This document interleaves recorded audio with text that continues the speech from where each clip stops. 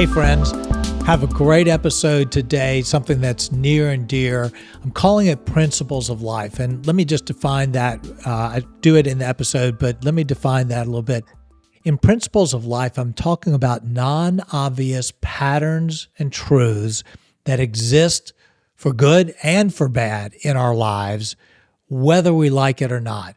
And in this episode, I talk about 9 different principles that are not obvious, but they have a tremendous impact on our life. And so go through them one by one, just a few minutes on each one. And I think there'll be a lot of different takeaways from this particular episode that you'll enjoy and hopefully be able to apply in your life. So thanks so much for listening to this episode. I'd love to have you subscribe to the podcast or YouTube channel, and certainly appreciate any good ratings you can give our way. Thanks so much.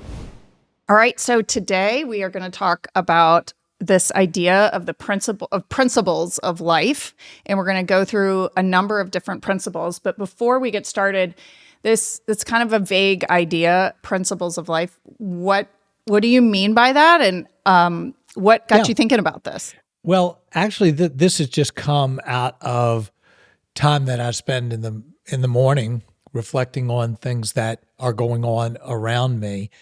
And the more I do that, the more I've become aware that there are these repeating patterns.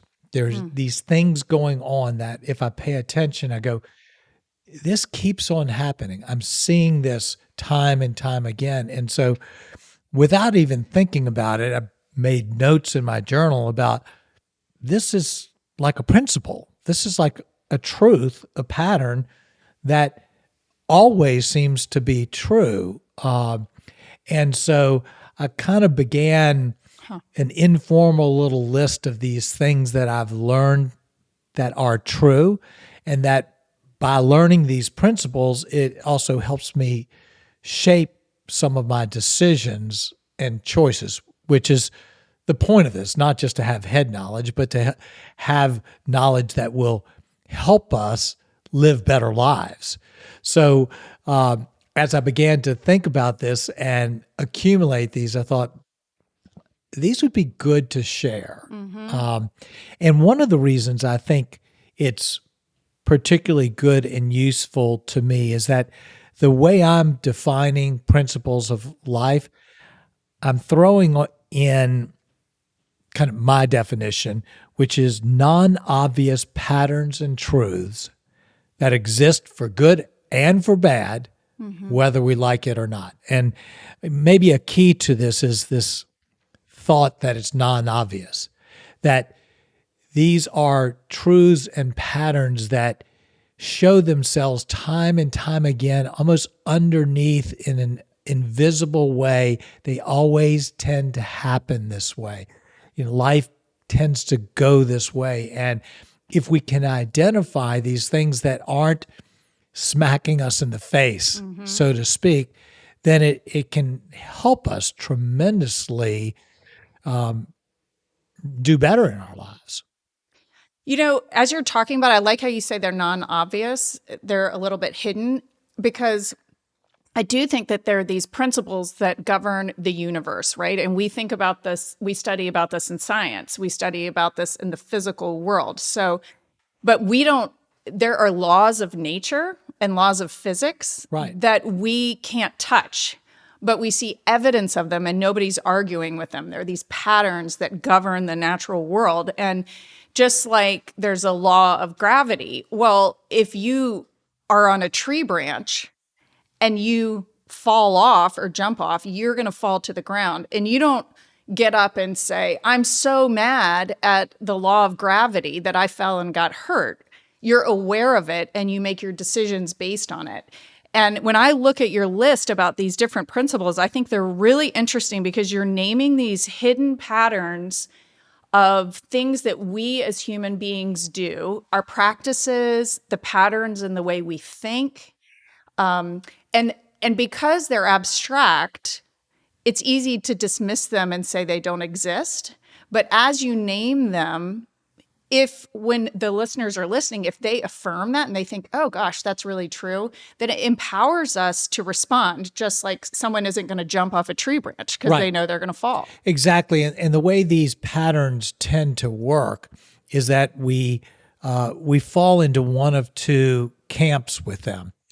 They're either working for our benefit, even if we are not acknowledging that they exist, but because we have habits or patterns in our own life and they're working for us, or often they are the places that we develop ruts in our life. And we know we're in a rut, but we don't know why we're in the rut. We have a hard time identifying the rut.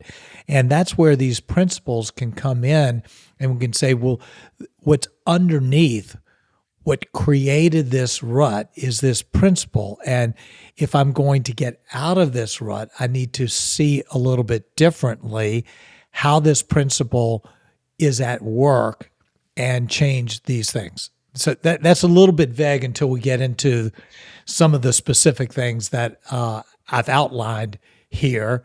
And the other thing I'd want to say is that this is a list that we'll kind of go through and really do short little segments on each one.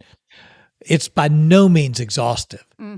What I would hope in the best of worlds is that this would encourage anybody that's listening to this to identify principles that might be true in their own life, same kind of thoughts with this of these non-obvious patterns, and so that we can begin to think that life does work according to certain truths that are consistent and to certain patterns, and so that people can identify their own truths and patterns. Hopefully these will be helpful also, but they're by no means exhaustive. They're ones that I have become more and more aware of, that I see affecting other people, and so therefore we're bringing it to the forefront.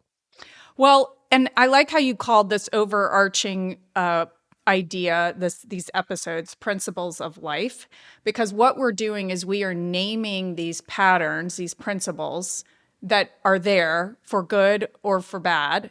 And by naming them, it helps us get sort of above them and empowers us to make these choices, which segues really well into one of the principles you name, which is the principle of naming. Yes. Can you tell me what you mean by that? Yeah, and I'm going to read these as we go through this because I've tried to be somewhat precise with the words around it so that it captures it. So I called this one the principle of naming. And the way the principle of naming goes is the names we give and receive, when spoken, have the power to bless and to curse. Rebuke names that harm, embrace names that give life. And where this comes to play, let me read that one more time. The names we give and receive, when spoken, have the power to bless and to curse. Rebuke, therefore, the names that harm and embrace the names that give life. The idea behind this is when I grew up, I heard time and time again the old phrase, sticks and stones may break my bones, but words will never hurt me. And it's one of the biggest lies that ever exist out there. Words are powerful. Words carry incredible strength to affect us, whether it's the words that I speak to you, if I were to say something to you, or the words I say to myself. Those words, when they're spoken, when we hear them, have a potency to them that we dramatically underestimate. This is the non-obvious part, is we think, well, I didn't really mean that, or you're taking it too seriously, or something like that, and we don't realize the power of those words. And the non-obvious piece of the principle of naming is these words that we speak to other people and to ourselves have incredible power to bless people or to curse people.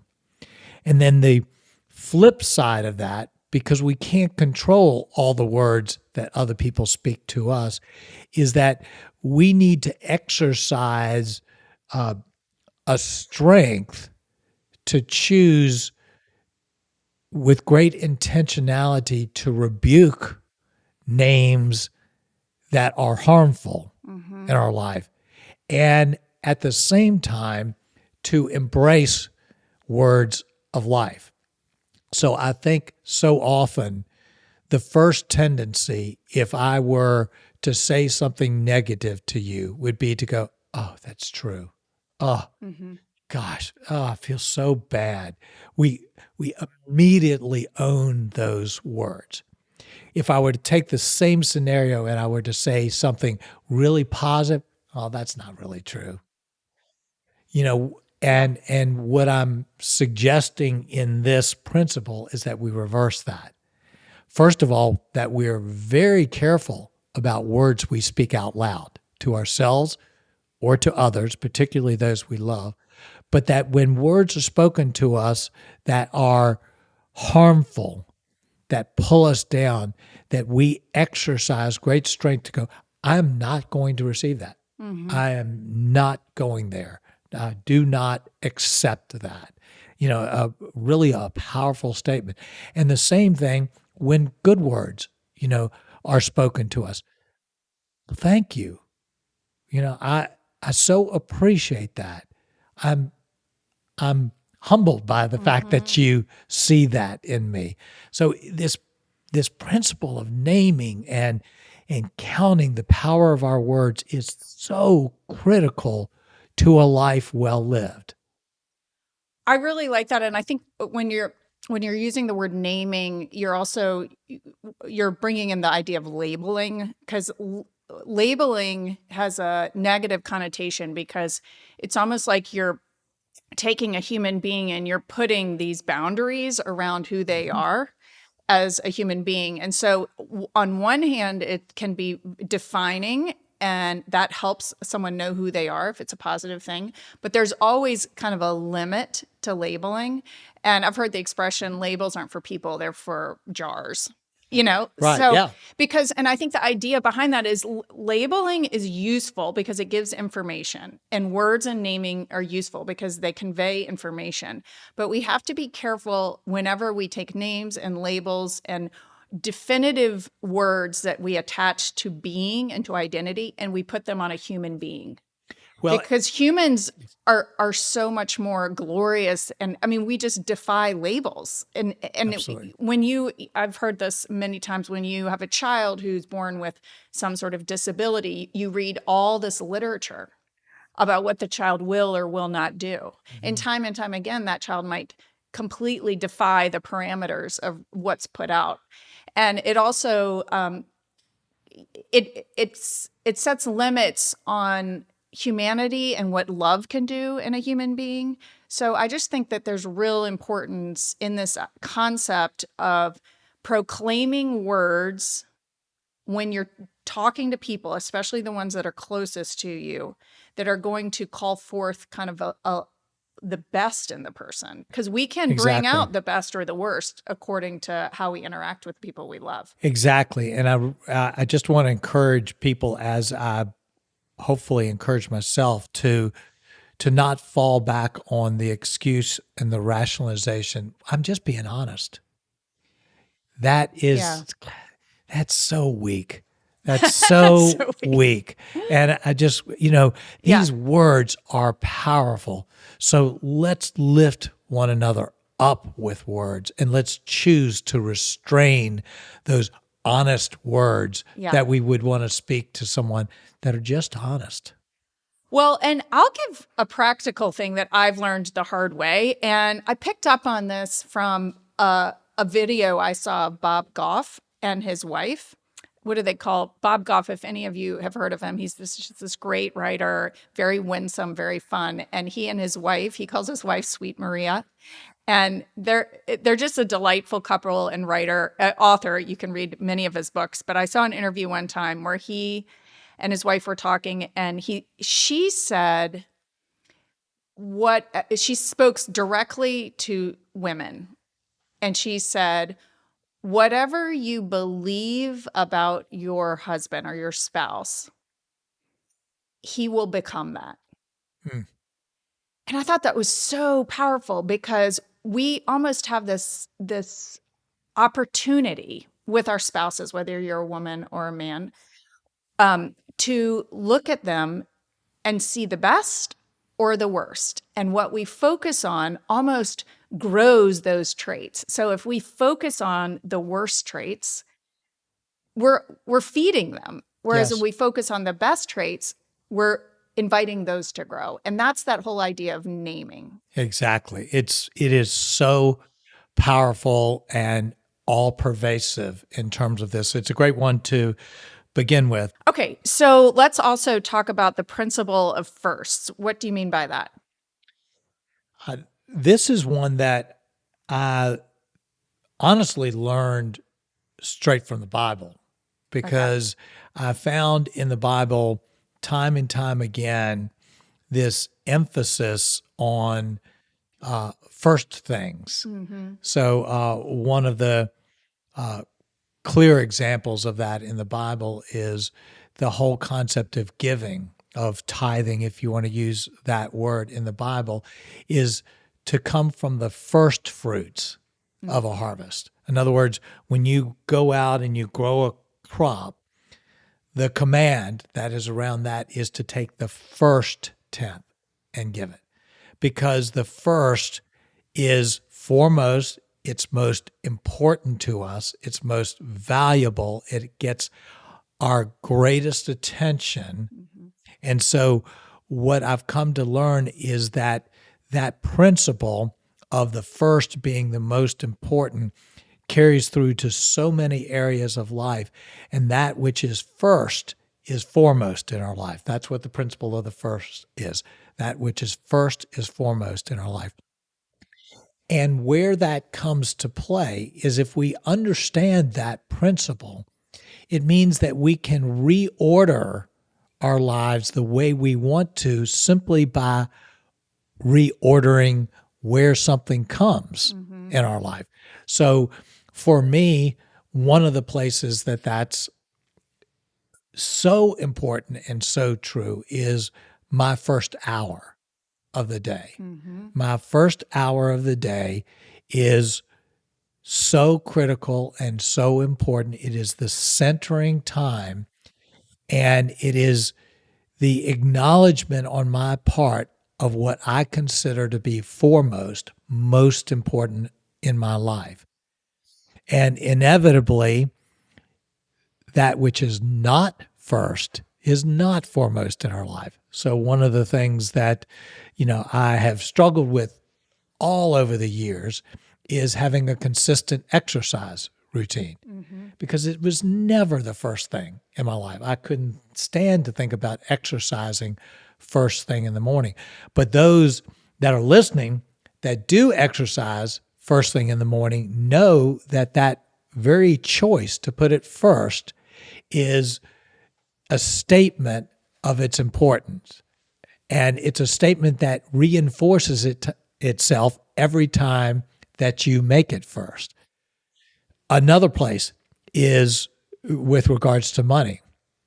So, one of the practices we have is the first of the money goes into an account that's a giving account Mm-hmm. because we want giving to be a core value for ourselves. If I waited to see if I had money at the end of the month, guess what? I wouldn't. Mm-hmm. I would never make that. So when we begin to think about that with the people in our lives, the habits in our lives, our money, our time, it can begin to say, okay, I know that I want this to be the most important thing in my life. I'm having a hard time making it. So therefore, let me see if there's some way I can make this a first in my life. Yeah, and I'm like you. I tend to spend the first hour of my day doing what's important to me, but I'm really bad about scheduling my week in terms of putting the most important things in because I have a job that a lot of things are thrown at me. Most of what I do is raising my children at home, and there's all sorts of unpredictable things. So I tend to live a little bit of a reactive life. And you've taught me, we've talked about this a lot, about that concept of the jar and the rocks, where you put the big rocks in first, and then you pour all the tiny little rocks, and it all fits. Right. Whereas if you pour the tiny little rocks first and then put the big rocks, it doesn't fit. Right. And that's a visual example of what you're saying, like do the first things first. Whether it's how you spend your time in the morning, whether it's what you eat in the morning. We've talked about this before. I was saying how your body absorbs the nutrients of your first meal more than any other meal. So putting the healthy things in first. In fact, I've been learning a lot about every time you sit down to eat a meal, if you put the protein or the vegetables in first, then the dessert doesn't really impact you the same way. Exactly. Yeah. So it's that physical concept applied to our thought patterns, applied to our spiritual patterns, applied to how we schedule our week. And I think that idea of first things first is a principle that when we become aware of it, we can be more thoughtful about the way we approach it. Right. One of my practices is every single day I have a first priority. I identify amongst all the things that I need to do that which is first. I also do that on a weekly basis. So in my weekly planning time, I delineate amongst the many things that which is first. So there's an interesting, again, it's where I've seen this within the Bible. If you think of one of the most quoted verses of Jesus, is he says, "Seek ye first the kingdom of God, and all these other things will be added to you." In other words, pay attention to that which is first. The other things will take care of themselves. They will happen, or they won't happen, but it won't make that much difference if you put first things first. That's the principle of the firsts. I love that. It's so true. Okay, let's move on to principle of environment. What do you mean by that? Okay, so I'll read out what I mean by that, and then I'll give a little bit of context. The principle of environment says the environment we create, the people, the places, and the inputs create the trajectory of our life. Change the environment, change the trajectory. And this comes out of a sense in my observance of my life as well as our culture around us that we have a tremendous overemphasis on the individual, that we can do it all by ourselves. And if we're struggling with something, then we just need to buck up and try harder because we as an individual entity have all the power to do anything we want to do. And we dramatically underestimate the influence of the environment around us. And this may or may not be obvious to people, but the environment, that is the people that you are connecting with on a regular basis, the places you've put yourself on a regular basis, the inputs that you allow from the outside into your life, whether it's social media or TV or the books you read or whatever, these things have a tremendous influence on determining the trajectory of our life, whether that trajectory is flat, whether it's going downhill, or whether it's going up. So if we were to just put out some trite examples, if we spent every single night of our life in a bar, what's the chances that our life is going to go the direction we want? That's an environment. One of the things that's been incredibly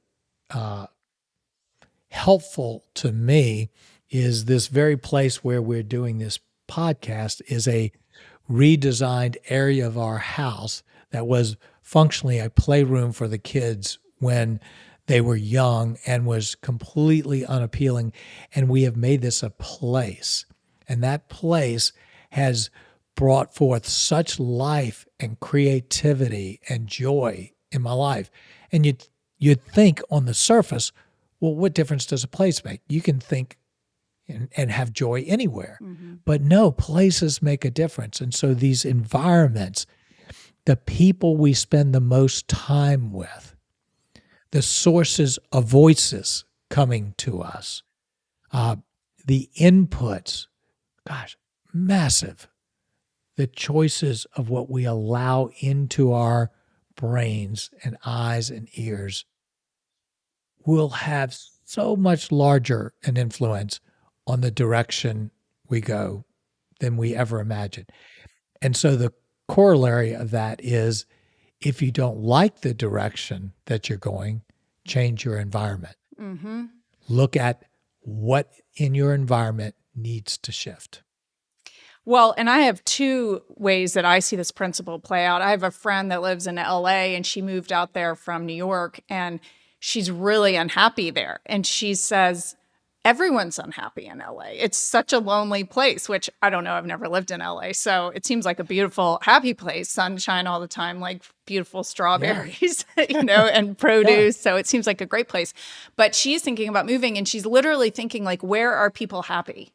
Like where are happy cities? Where are happy places to go? And I also have some children who have grown up and are looking at colleges, and I feel like it's really important when you think about where you want to go to college, not just about the academic rigor, but where is there a general vibe of well-being and health, or where are places where everyone just seems like depressed and under the grind? And I've started to really value that as much as the ranking or whatever we used to evaluate colleges by. Well, and that's so non-obvious because, we'd want to think, well, you can thrive anywhere. Right. Let's find the best educational institute and you make it what you want to make it. But that's where we so underestimate this principle of the environment and paying attention, as you said, to the environment we place ourselves in, our children in, which is people, places, and inputs.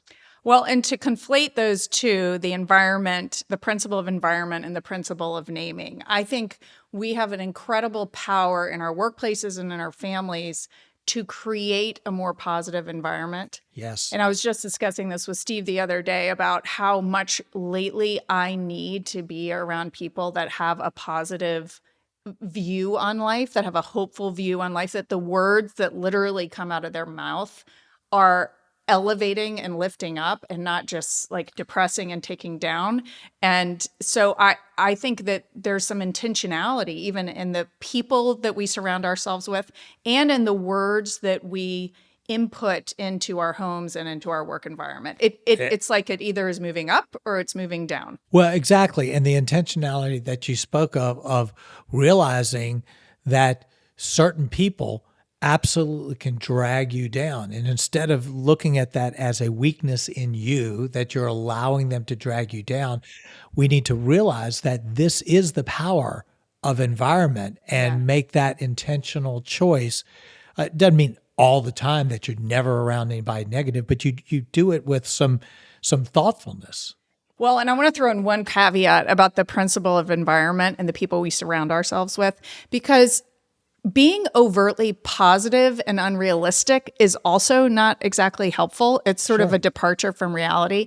And that's where I think there are people out there who have the gift of being negative in a positive way or being realistic in a positive way, I would say. And the thing I've observed is that there are people who bring humor into situations, and they'll say something that isn't necessarily like hopeful or optimistic or positive, but it's a way of grounding interactions, grounding observations in a way that is funny. And humor does that. Great. And humor is its own environment. Right. It's its own environment. Yeah. But I think I just throw that out there because I think that there is a place for a sober view of reality, and we can do that in a way that isn't creating a pattern of a toxic environment. Well, exactly. And the desire in naming this principle of environment is not that we become controlling, limiting people to only be around people who are nice, good, encouraging, and only be in beautiful places. It's to be thoughtful and intentional about the balances and understanding of the influences so that the places that we go, whether they're beautiful places or not, and the people we go to are done with intention and thought, understanding the impact that that has on us. Great. Yeah, I definitely can see that, how that resonates. Okay, so this next one I really like, and I've never noticed or thought about this, but it's the principle of finishing well. I've heard that phrase, finish well. It's sort of what they say at the end of a running race, finish well, or at the end of a job or career, finish well. But how do you see this principle playing out in general in life? Okay, so first of all, I have to say that this is a very personal one for me. Okay. In fact, it's so personal that I do goals every year. I know. And it's a big deal for me. Finish well is my number one goal for this year. It has risen to that level of importance in my life. And it was because I recognized in myself this tendency to stop short, to do the 80% and then stop, to not do that last part of finishing well and of doing the hard things. And as such, I was losing so much value because I was stopping short. For instance, on things like, with the book that I wrote or the podcast, I would go, well, marketing's hard for me. So I'll just do the podcast and it'll go where it went. And I would make that decision to stop short. And I realized how much that was holding me back, not only from a level of successfulness in terms of things, but it was holding me back because it was an expression of a negative character trait in me. So the principle of finishing well is finishing well, whether it is our day, a task, a project, a goal, or even a season of our lives, is an expression of our character. Finishing well enables strong new beginnings. And that is so personal to me that I realize that there's this choice when I take on something to say, I'm going to do this well. And I want to make a strong statement that well and perfect are not the same thing. Well, I think that's really important because perfectionism ends up really diminishing, and it's a lot about self-criticism. Absolutely. And I think underneath this principle of finishing well, that's what we're trying to avoid. We're trying to avoid this confidence dip that I think happens when we don't finish well. Because it's really less about, did I, finish all the dishes, or did I do a great job with the marketing, or did I do a great job on that report I had to do? It's more about the sense of self and these repeated tasks that we're doing. If we're always coming up short, if we're always doing less than our best, it has this impact on our identity. However, we're not talking about perfection. Right. Because that also has this impact on our identity in a negative way. Yeah, that's a trap too. I'll tell a funny story on my brother. If he listens to this, he might beat me up. But when he was young, he wasn't really into school, and my parents were great about not being too demanding about us in school. And so they told us all along that we're not asking that you be straight A students. We'd rather have a well-balanced C student than an A student. Well, my brother took that really to heart. This was great. So the very next day he went in, this was elementary school, went in, and they had a test, I don't know, math test or something. And so about 10 minutes into the class, he walked up to the teacher and he handed her the paper and he said, "Is this good enough for a C?" Wait, can we name which brother? Mike. Oh, I was wondering. I know both your brothers, so I was wondering. That's right. So the point is, that's actually the way I've lived my life. And because I could kind of get away. Right. And I could get to the B level pretty easily. It's like nobody was calling me out on that. And I realized that is just so poor to live that way. So that has become my goal for the year, is the things that I do them well and finish them well. Well, that dovetails really well with the next principle, because I don't think we can finish well if we haven't had at all any rest. If we haven't had enough rest in our life. And I think about that in a lot of the projects I've done. Sometimes it's not necessarily about, do I finish or do I not finish well? It's about, I've run out of energy for this. I need to take a little bit of break and then revisit it so that I can finish it well. Right. But we're not capable sometimes of going so hard through the whole project. So let's switch gears and go into the next principle, which is the principle of space. Okay. Obviously, another one that's very close to my heart. Did you write a book about this? I think I did. I think you did. Yeah. And what I do want to say about these, before I jump into the principle of space, is these are, there is a lot of overlap, but there's also, they're not necessarily connected. So my hope is that for those listening, that they'll find a nugget that really works for them. And maybe you can't relate to the principle of finishing well, but you relate to the principle of space or whatever. So these are just kind of almost individual types of truths that will land with people differently. Well, yeah. And if we went back to what we talked about in the beginning, we talked about the laws of nature. In a sense, these are what you're naming are laws of human nature. Yes. And for good or for bad. And they're connected, but they also stand on their own. Right. So the principle of space, the way I've stated it, says growth requires space. Space for rest, reflection, clarity, creativity, and purpose. Increase the space, increase the growth.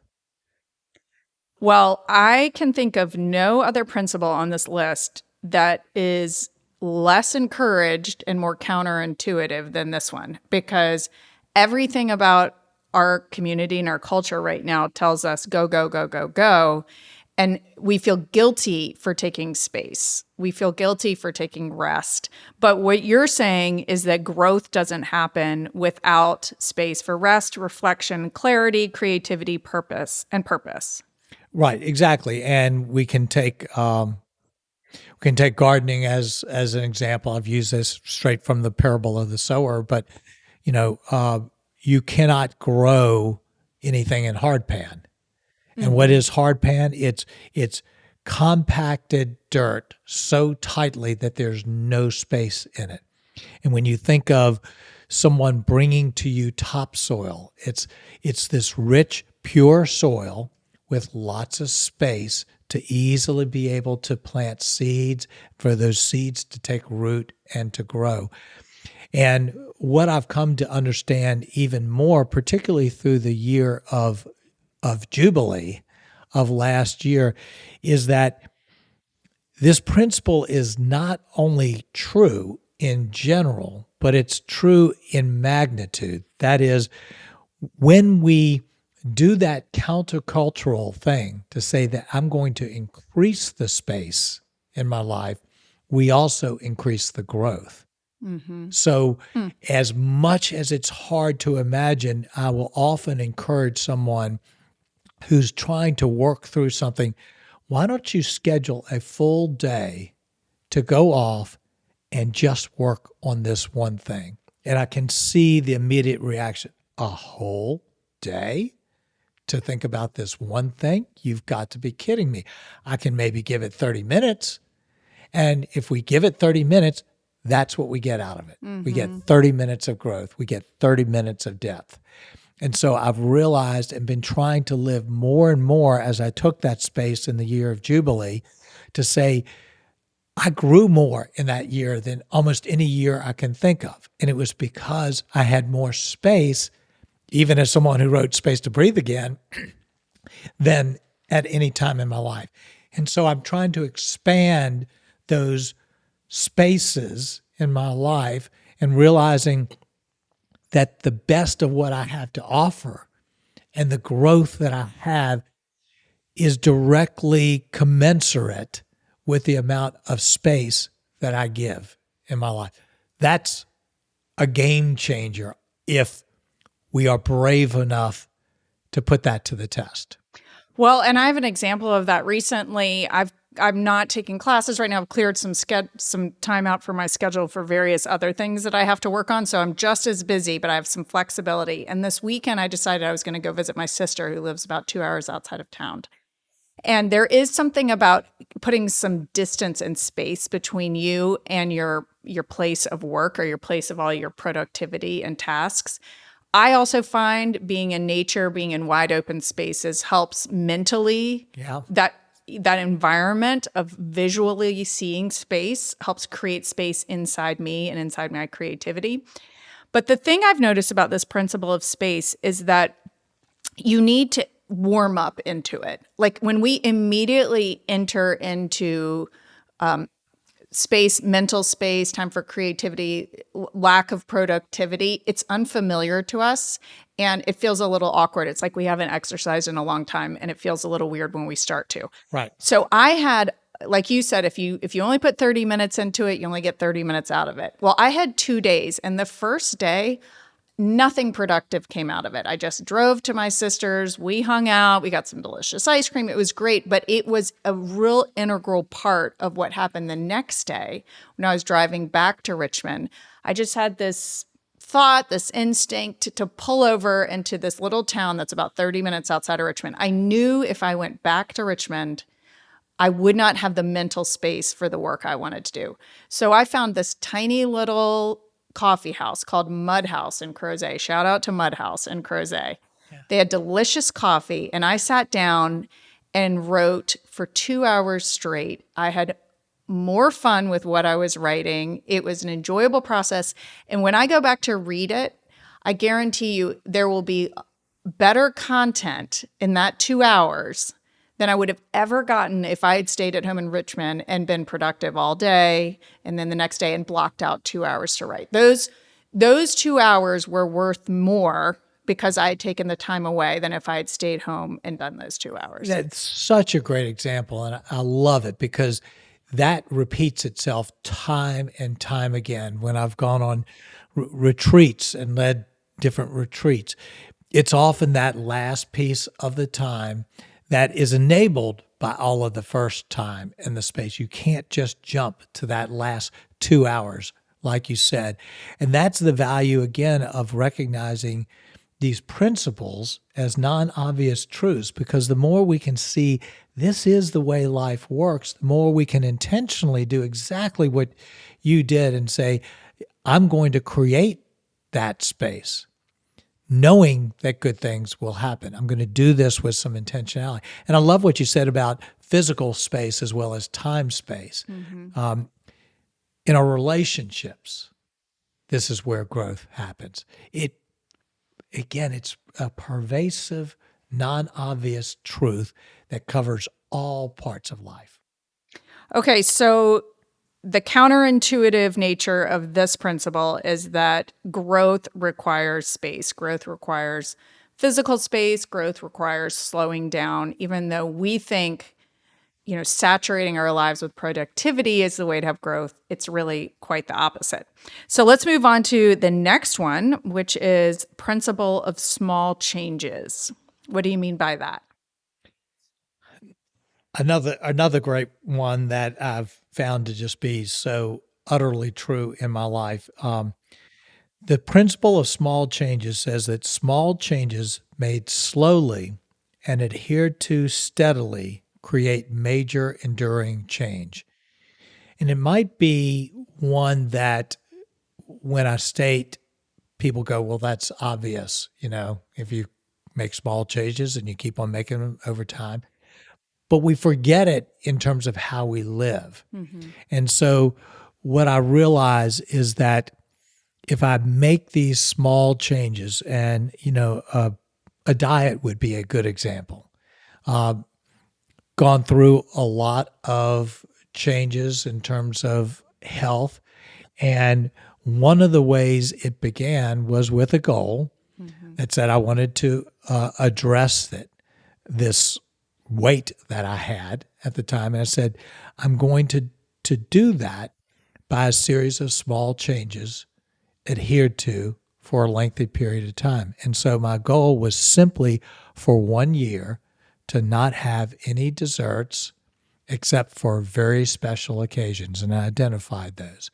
I said, the goal is not to lose X amount of pounds. The goal is simply to adhere to a relatively small change for an extended period of time and let that extended period of time do its work. And it did. So this can happen in all sorts of ways. With habits is a tremendous place that we can apply this principle of small changes. We could make the principle of small change in a relationship. We could simply say, you know what? For 1 year, I'm going to offer one compliment to X person every day. Small change. Watch the difference that will make in a relationship. So the idea is that we start off so hot and we take on big, exhaustive things, and then we flame out quickly and nothing changes. The idea is small changes adhered to regularly for a lengthy period of time, and those changes will stick. They will endure. Well, and I've heard you say this before, and I think selecting a small change takes a little bit of time. It's not something that I've been able just to pick up on. It's almost like you have to listen to what your life is telling you Absolutely. for a period of time with this. Like maybe the first step in this principle is the small changes. I'm going to take the next month and pay attention to my life to see what small change my life is telling me I could take.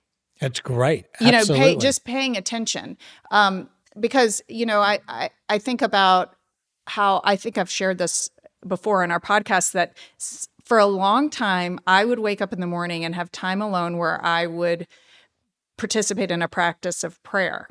But what I noticed over time is that practice of prayer never left me feeling uplifted or any better. It was more like swimming in a negative thought pattern, even though it was in the name of something spiritual and good. And so the small change I made was I started that prayer time not with praying, but just writing down 3 good things that happened to me the day before, or 3 ways that I felt like I saw God's presence the day before. And that is the tiniest change. It actually took less time than my quote unquote prayer time before, but that changed the way my outlook for the day was. And I've noticed at night, which ties into your finishing well idea, how I finish my day sometimes also might have a pattern of negativity or worry or something not really that I want to mark my dreams at night. Right. And so if I could change the way I end my day, just a tiny tweak, maybe reflecting on something I'm thankful for, or reading something positive, that tiny change could really change just the atmosphere of my sleep while I'm at the subconscious level. See, we didn't even talk about this beforehand, but you're doing exactly what I thought. It's like you're combining all of these things and you're leveraging them. You know, talked about small changes, talked about space, talked about finishing well, talked about environment, all in one way of improving our lives. And that's the way these things compound, Right. you know, in our lives. So it's a perfect example. But going back to your initial point, yes, giving thought to what is that small change that I could make when adhered to over a lengthy amount of time will create enduring change. Giving that thought and not just jumping in is absolutely important. Yeah, and the obstacle to this working is having too big of a change or too many changes, and I've learned that the hard way. So I love the idea of small changes. Yeah. Okay, so the next one, let's talk about what you call the principle of divine multiplication. Okay, this is one that again I've just observe to be true, and this is a faith-based one that I believe to be utterly true, and I can anecdotally say I have seen this to be true, but this just resonates so much with how I believe God works in our lives. And so the principle of divine multiplication is God multiplies that which he touches. So when God is in something, there's always seems to be this little multiplication thing that happens. It grows beyond what we can explain in terms of it.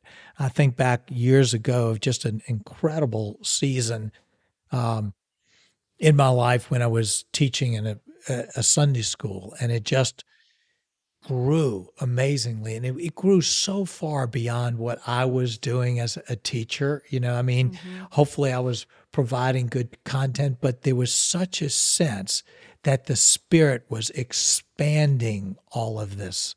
And I've seen this, and we told in another episode about a small-ish gift that we made that has ended up being multiplied to create all sorts of schools in Niger. It's been multiplied so far beyond us. But I find regularly that when God is in something, it multiplies. So here's a caveat to that. We don't always see the multiplication. And this is a great place for faith. Often the most important things that we might do within our faith are small one-on-one things. And we don't see the impact that that's made on that person's life. And we don't see the impact that that person has had on 4 others, and those 4 others on many other people.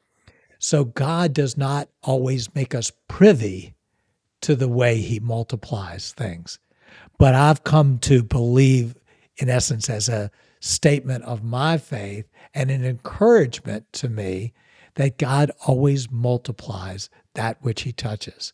And that helps me even with something like this podcast.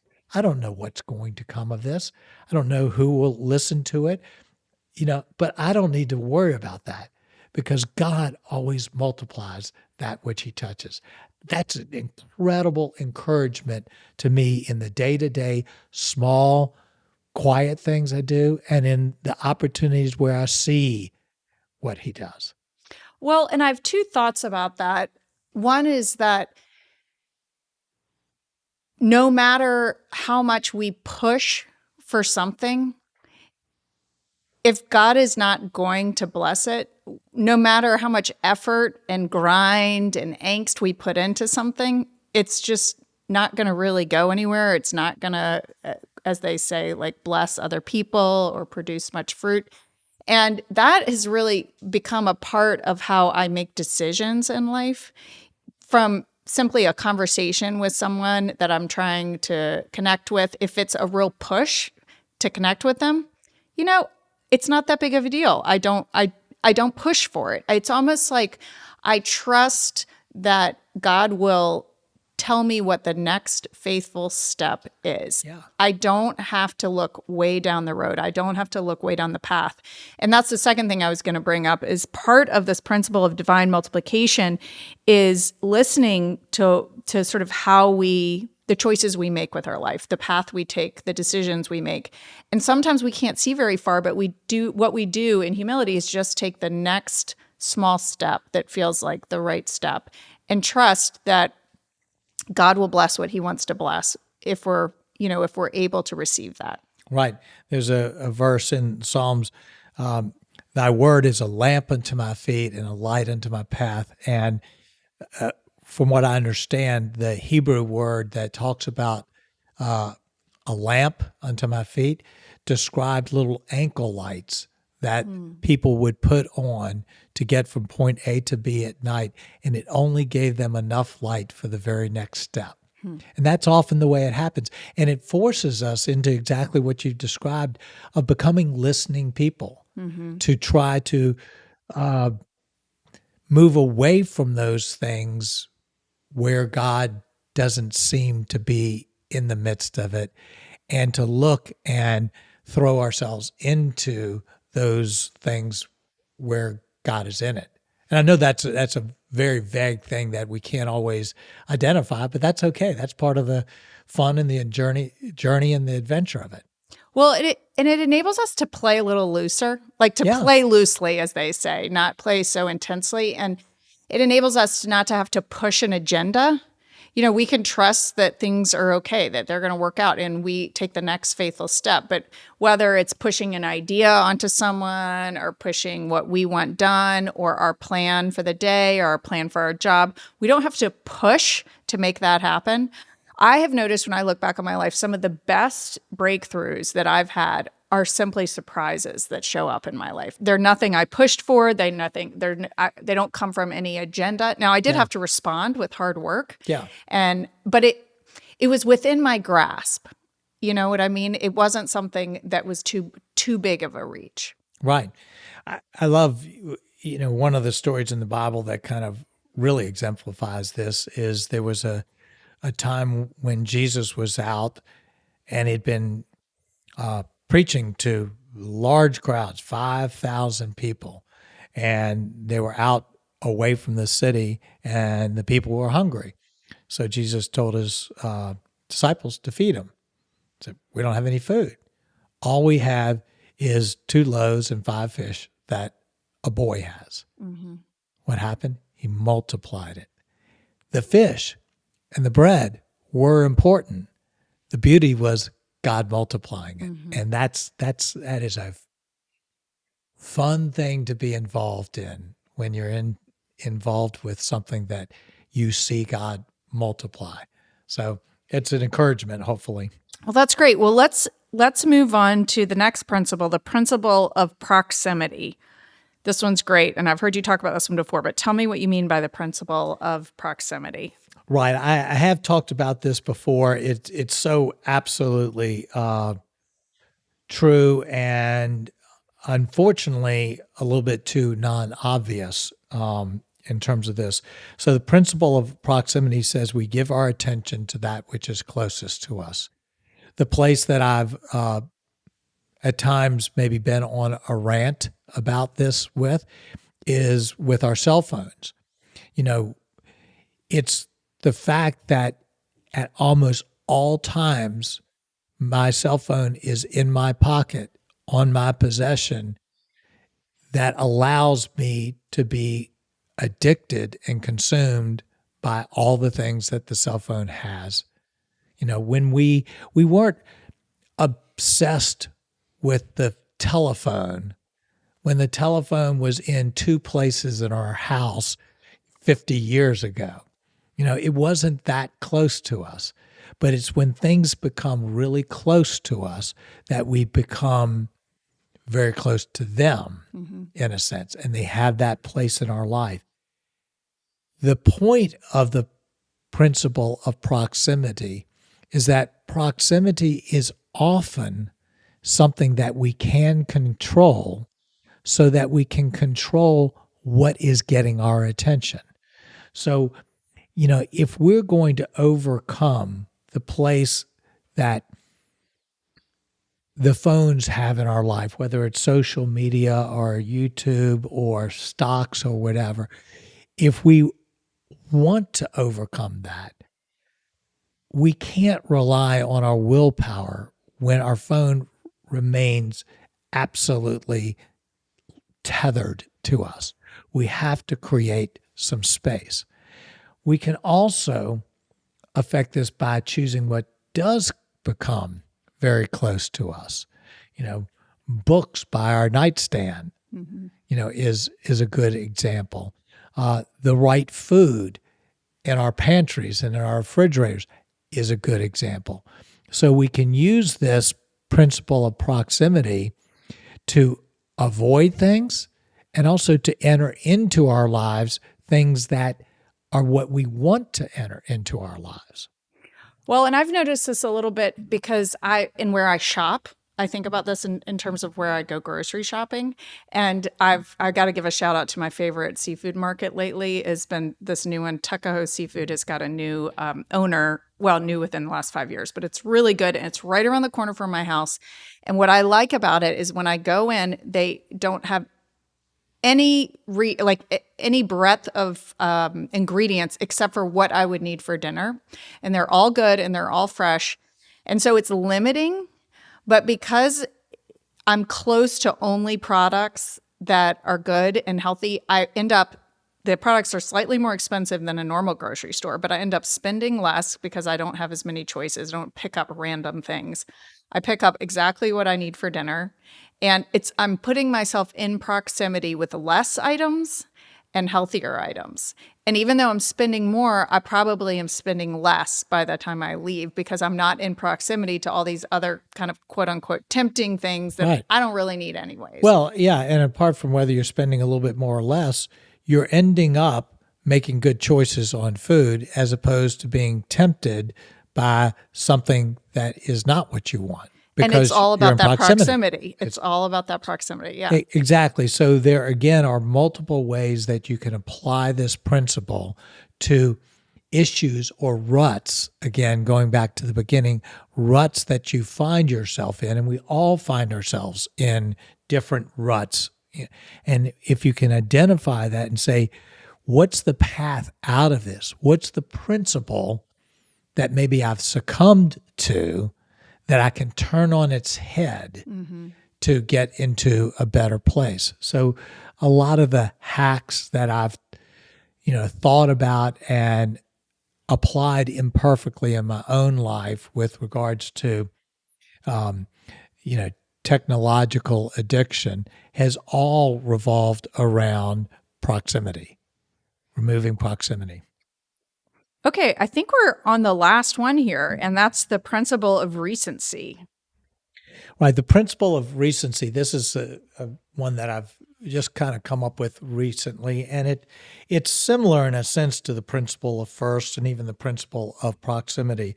The principle of recency says that which is most recent carries the greatest weight. That is, that thing that happened this morning is high on our mind and high in our emotions, even though the size and magnitude of it may not warrant that because it is the most recent thing. I heard someone giving a talk a while back on grief, and they were talking about this unexpected thing where someone's grief was substantially greater over losing their dog than when they lost their parent. The difference being they lived every single day with their dog. Their parent lived on the other side of the country and they saw it twice a year. So the grief they experienced had to do with the recency, not the place that the parent had had in their life. And where this again can be applied is that we can create some recency with things that are important to us. So the Bible's version of this is it talks about remembering and it talks about building memorials. So God would have the Israelites, when something really special happened, build a memorial of stones.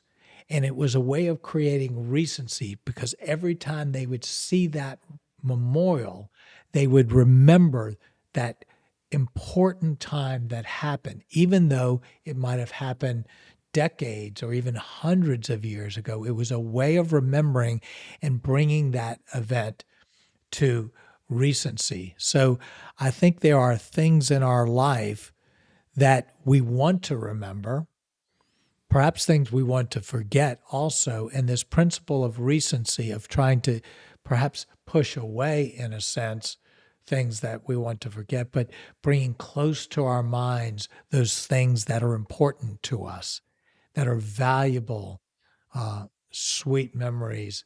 That's a application of the principle of recency. Well, and I think that's what traditions are about. When you Yes. create traditions, or even what we choose to put on our calendar, how we spend our time, when we experience something in an embodied way, not, listening to something on our phone or watching something on TV, but in an embodied way with other people, it has this way of becoming more forefront in our mind. And that's why I think that whole virtual church thing was so difficult, because it there was a distance. Whereas when we're with people in a place, even if we don't really love the service or we don't necessarily get anything out of the sermon, it doesn't matter, because there's this power in the experience of being with people in a recent way that it creates an impression on our lives. Yeah, it's a time version of the principle of proximity. Sure. Yeah. And it's absolutely like you say, when we choose that habit of saying whether I feel like it on, a Sunday morning, whatever, to go to church or whenever we might go, when we choose that, it creates a recency, and that recency begins to inform who we are and what's important to us. And the choice not to think that we can, in essence, be spiritual without any proximity and without any recency of spiritual things in our life is probably an illusion. Well, that's great. So all of these principles, which I'm calling the laws of human nature, more of the hidden laws of human nature, I'm just going to read through them. The principle of life, which is our overarching topic, the principle of firsts, the principle of environment, the principle of naming, the principle of finishing well, the principle of small changes, principle of divine multiplication, of proximity, of space, and of recency. Do you have anything you want to add? I think this has kind of been a big, massive dump to put all of this out there. My encouragement, this might be one of those episodes you might want to come back to, but let's say you don't want to come back to a podcast episode. I totally understand that. My encouragement would be to pick one of these that resonates with you and give yourself the space and the time to let it sink in and to figure out exactly how it applies for good and for bad. Don't try to take it all in at once. It's way too much. These are things that I've spent years and decades kind of thinking about and mulling on, and they come to me in different times. But as a takeaway, I would say pick one that you've heard that goes, yeah, I need to pay attention to that, and just apply that. If you did that, that would be a massive success, in a sense, coming out of this podcast. And then also, I guess as a second takeaway, be aware of the own patterns in your life. Create your own principles of life. That would be a great exercise for anyone to go through. Well, and I'm interested to hear from people if they have any principles that they've noticed. I think that would be great to hear. Love to hear from anybody on that. All right. Thanks, Tommy. These are great. Great. Thank you.